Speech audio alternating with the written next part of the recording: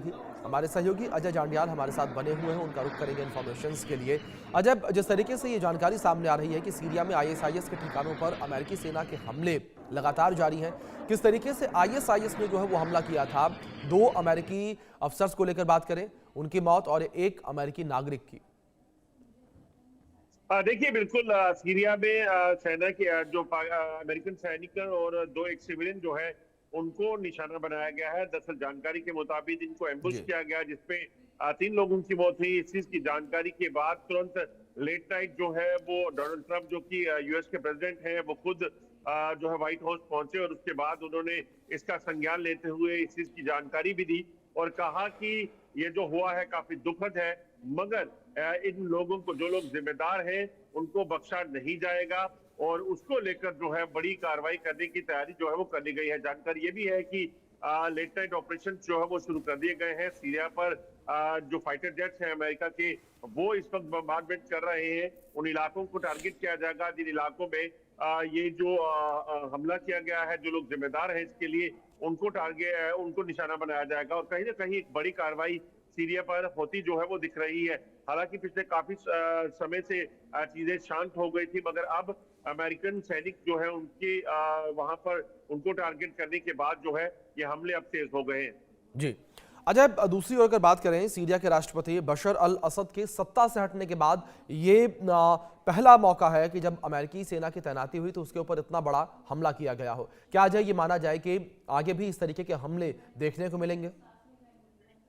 देखिए बिल्कुल बशर जो सीरियन प्राइम मिनिस्टर थे, उसके हटने के बाद जो है ये पहला मौका नहीं है जब हमला हुआ हो। इससे जी। पहले भी कई जी। बार जो है अमेरिका ने उन टारगेट्स को अचीव किया जहां पर उन्हें लग रहा था कि आईएसआईएस के जो टेररिस्ट हैं वो वहां पे एक्टिव हैं।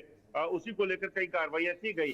मगर ये बात सही है कि अब काफी समय के बाद, बशर के हटने के बाद, अमेरिकन फोर्सेस को एम्बुश किया गया हो, तो इससे साफ हो गया है कि अभी भी आईएसआईएस के जो ठिकाने हैं वो वहां पे पूरी तरह से ध्वस्त नहीं हुए हैं।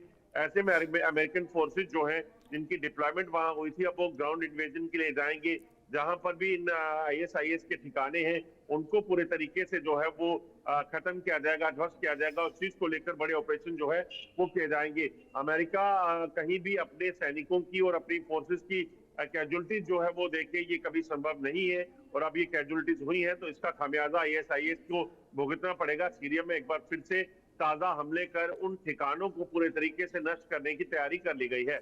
जी, जाहिर तौर पर जिस तरीके से आपने जिक्र किया कि उन तमाम ठिकानों को नष्ट करने की तैयारी कर ली गई है, ऐसे में अजय, अगर हम आईएसआईएस को लेकर बात करें, जिस तरीके से आपने भी पहले बातचीत में जिक्र किया कि आईएसआईएस जो हमले लगातार करती रही है, ऐसे में क्या अजय, जिस तरीके से बड़े हमले अमेरिका कर रहा है इस वक्त फिलहाल, अब जिस तरीके से रिपोर्ट्स देखने को मिल रही हैं, अमेरिका के द्वारा कोई जानकारी साझा नहीं की गई कि इन हमलों में कितने लोग मारे गए हैं, कितने आईएसआईएस के जो आतंकी हैं, जो कह सकते हैं कि दहशतगर्द हैं, वो मारे गए हैं। लेकिन क्या अजय ये माना जाए कि आईएसआईएस भी इस हमले के बाद एक बड़ा बदला लेगा, क्योंकि अमेरिका इस वक्त जमीन से लेकर आसमान से हमले कर रहा है आईएसआईएस के तमाम जो उसके हेडक्वार्टर्स है वहां पर?